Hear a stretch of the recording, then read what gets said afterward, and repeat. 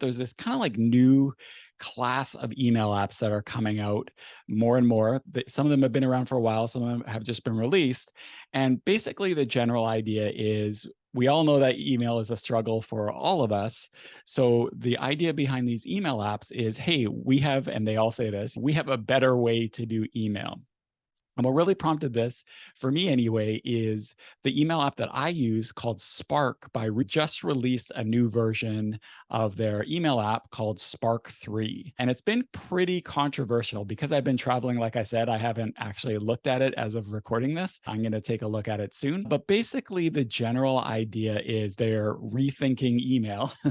And so the good news is there's a new Windows version. So it's always been a Mac and Android and iOS app, but now they have a Windows desktop version.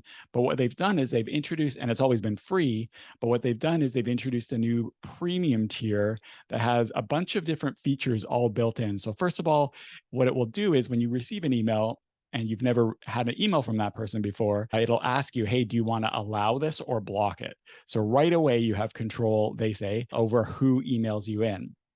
What it'll let you do is treat emails as tasks. So you can mark them as done. You can set their priority. And what it does is it actually moves it up and down your inbox. So it really does allow you, they say, to use your email as an inbox, which is something we always say you shouldn't do, but they're leaning into what people actually do. You can snooze emails. That's a pretty standard feature these days. And it has a momentum like home screen where they're basically what they do is they're trying to hide your email inbox to reduce the struggle so many of us have, which is just being in your inbox, checking it all the time, having it front and center. What they do is try to only surface the important ones and make you work to see the other ones. It also has an Alfred-like interface to let you control things by keyboard.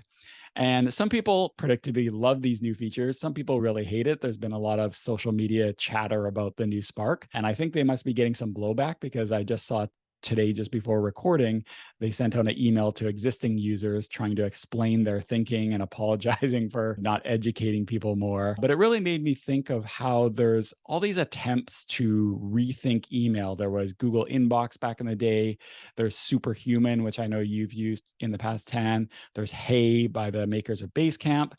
And I guess the question I have for you, I'm curious your thoughts of this, is are these new email apps rethinking email? Is that something that app makers should be trying to do? Is this solving an actual problem, or would a better thing do, or would a better thing be is to just all improve our habits and try to have good email skills right from the get-go rather than trying to use these email apps as a band-aid to fix our bad habits? What do you think about all this?